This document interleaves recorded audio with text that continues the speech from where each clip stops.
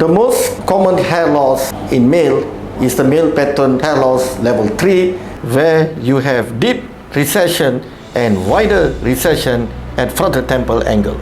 And today we have a patient working in Singapore, came to Glomac to do a smart FUE technique to tackle his male pattern hair loss issue.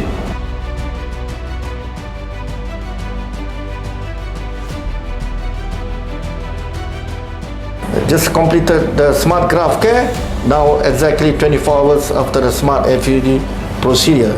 This is the design, and he had deep recession here and wider recession.